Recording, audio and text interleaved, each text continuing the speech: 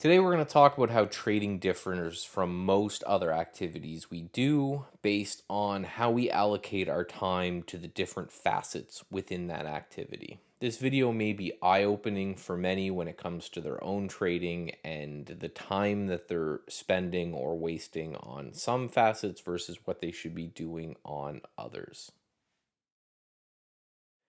When we start school, we are told that the harder we work at something, the more hours we put into something, the better we will get at it. We are sent home with homework after working at school for the entire day. The kids that do best in class are the ones that stay late and do the extracurricular activities and spend a lot of time at home studying and working on that. When we graduate school and we go to the working world, regardless of what kind of work it is, we're told to impress our boss. We need to be there before him or her, leave there after him or her. The harder we work, the more hours we put in, the better chance of a raise and a bonus. When we go to the gym, we know that the more effort we put in our workouts and the more frequent our workouts, the better off we'll be.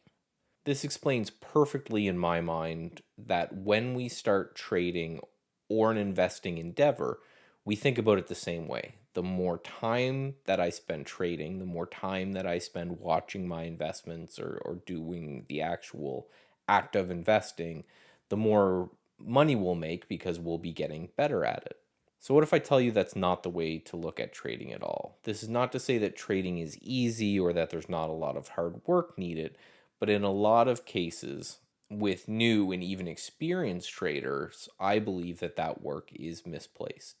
So, let me reframe this for you and let me give you my thoughts on it. After that, I'll encourage you to take this into a thought experiment on your own and spend some time reviewing your routine and try to think about where you're spending your time and energy and if that could be redirected to benefit you much more in your trading or investing endeavor. Let's start, for example, and say you were a fighter. What would your average day look like? If you don't know, like I didn't, I did some research for you already. And what I can tell you right off the bat is that a small amount of your day, a very small amount of your day, is actually even spent on intense sparring. 90% plus of what you're doing is running drills, watching tape.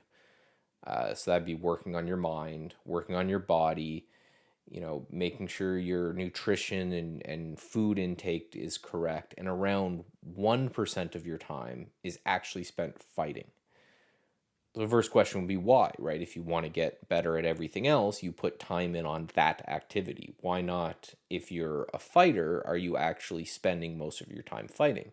This is the same with football players. Why is most of the work that they do not actually playing football, but running drills and working out and things like that? Well, a few reasons. One is that that act is risky, right? A fighter getting into a ring to fight someone else is a risky act, just like taking a trade is a risky act. The other is that there's more benefit in learning and growing than actually in fighting.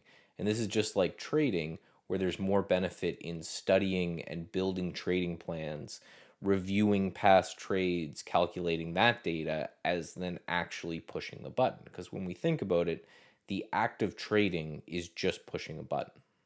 So let's talk about how to apply this directly to trading. Where do you get the most value from your work as a trader?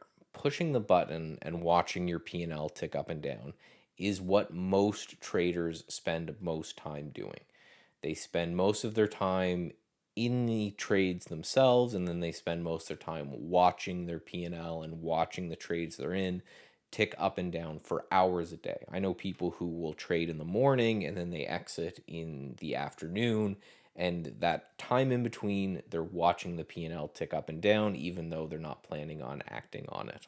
So my argument to you would be less time doing that, more time reviewing your trading, building systems to review going forward, building out trading plans, watching webinars, watching other people talk about their trading and what they do, back testing strategies. This is where the real value comes in. The actual act of trading, just like fighting or football, should be a very small percentage of your time. The larger percentage of the time should be working on your trading mentality when it comes to how to get better at trading and also looking personally. Another argument I'd make is that personal development is something to focus on way more than actually hitting the button for the trade. If you find yourself being an emotional trader, trading more is probably going to make that worse. Allocating some of that time to something like journaling or meditation, some sort of mindfulness practice, in the long run is going to push you way further than forcing through and trying to make money in the now by pushing the button and making more trades. So, to summarize, I think trading is so hard for some because it's the complete opposite to what every other aspect of your life is. Where if you're struggling with something, the game plan is to keep pushing and to keep grinding until you break through. When it comes to trading, I think it's the other way around, where if you're struggling trading, backing off trading and working on these other aspects will then lead you back into trading better. The same as if a fighter is losing a lot of fights, fighting more may not be the option. Stopping fighting for a period of time and focusing on the other things, that may help out. So it's rare in this world, but trading is one of those things where less is more.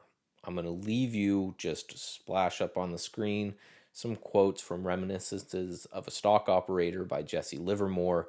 This was written way back when trading started, before computers, before cell phones, back when they read the old ticker tapes. So take a second, read this, see how it still applies today, and then just do that thought experiment where you say, what am I allocating my time and energy on each day? And is there something that I could be doing to further my trading more in the future by maybe sacrificing some of that staring at the screen addiction of the present? As always, if you guys like this kind of content, please let me know by commenting and sharing and subscribing and all that stuff. I curate what I do based off what you guys like. So feedback I always love. And as always, trade safe out there.